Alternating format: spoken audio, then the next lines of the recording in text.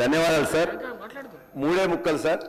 ఒకటి, ఈ ప్రమోషన్స్ గురించి గతంలో 2014 నుంచి 2023 వరకు మా నాగరాజు గారు కూడా ఇప్పుడు చెప్పిండ్రు. వరంగల్లో కానీ ఖమ్మంలో కానీ నల్గొండ నేను ఎమ్మెల్సీగా ఉన్నప్పుడు ముఖ్యమంత్రి గారి దగ్గర తీసుకెళ్లి ఆ జోన్లో జరుగుతున్న అన్యాయాలను గురించి అప్పుడున్న ముఖ్యమంత్రి కేసీఆర్ గారితో చెప్తే చాలా వరకు చాలా బ్యాచ్ల వరకు సెట్ అయింది.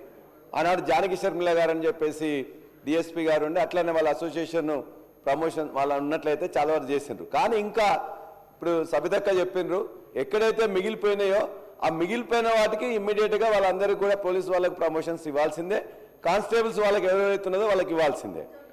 ఈ జోన్ 2. అయితే ఈ జోన్లో సార్ వరంగల్ మిగతా జోన్లు అన్నిట్లలో కూడా పోస్టులు తక్కువ ఉండేసరికి ఒకటేసారి రిక్రూట్ అయిన వాళ్ళందరూ కూడా అక్కడ అవకాశం దొరుకుతలేదు.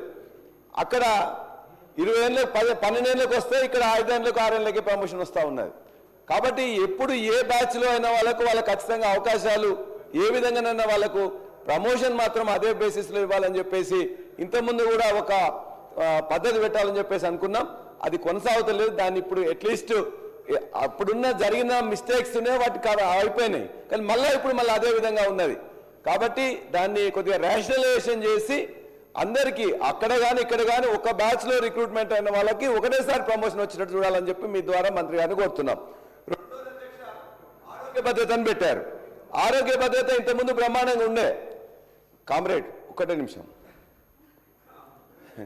ఆరోగ్య భద్రత మా కామ్రేడే కానీ ఆరోగ్య భద్రత ఇంతకుముందు బ్రహ్మాండంగా నడిచేది. పోలీసు వాళ్ళు ఉంటే మాకు ఆరోగ్య భద్రంగా ఉందని చెప్పేసి అనుకునేవాళ్ళు. ఇప్పుడు ఆరోగ్య భద్రత అనేక హాస్పిటల్స్లో డబ్బులు చెల్లించక ప్రభుత్వం దానికి అలా ఎవరు కూడా దానికి భద్రత లేకుండా పోయింది.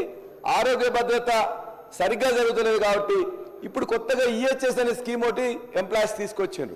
మరి దాన్నే మన ఆరోగ్య భద్రతని డబ్బులు కట్టి దాన్ని భద్రంగా అట్లానే ఉంచుతారా, లేకపోతే కొత్తగా ఈహెచ్ఎస్ని వాళ్ళకి ఇంప్లిమెంట్ చేస్తారా మంత్రి గారిని తెలియజేయాల్సిందిగా కోరుతూ, చివరిది అధ్యక్ష, ఈ రిక్రూట్మెంట్ 2014 తర్వాత ప్రతి 2 సంవత్సరాలకు ఒకసారి పోలీస్ రిక్రూట్మెంట్ జరుగుతుంది. 2016లో ఫస్ట్ టైం రిక్రూట్మెంట్ అయినప్పుడు 15,600 మంది రిక్రూట్ అయ్యారు.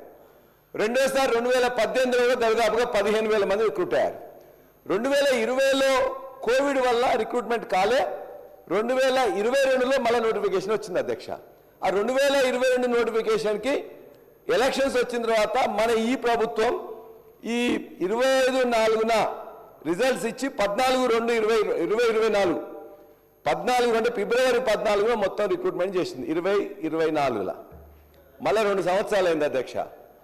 15 లక్షల మంది అభ్యర్థులు ఇలా ఎస్ఐ పోస్టు కోసం, కానిస్టేబుల్ కోసం మొత్తం డిస్ట్రిక్ట్ హెడ్ క్వార్టర్స్ కానీ లేకపోతే దిల్సుఖ్నగర్ కానీ అశోక్ నగర్ కానీ మిగతా అన్నిట్లలో కూడా 15 లక్షల మంది ఇవాళ ఈ నోటిఫికేషన్ కోసం ఎదురు చూస్తున్నారు. వేకెన్సీస్ ఉన్నాయి, అవసరం ఉన్నది. వీళ్ళందరికీ ప్రమోషన్స్ ఇవ్వాలంటే కూడా వీళ్ళందరూ కొత్తగా అక్కడ ప్రమోషన్స్ ఇస్తే ఎట్లా పనిచేస్తారని చెప్పేసి అధికారులు మాట్లాడుతున్నారు. కాబట్టి రిక్రూట్మెంట్ ఎవ్రీ 2 ఇయర్స్కి జరగాల్సింది. 45,000 మంది ఇంతకుముందు గత ప్రభుత్వం చేసింది.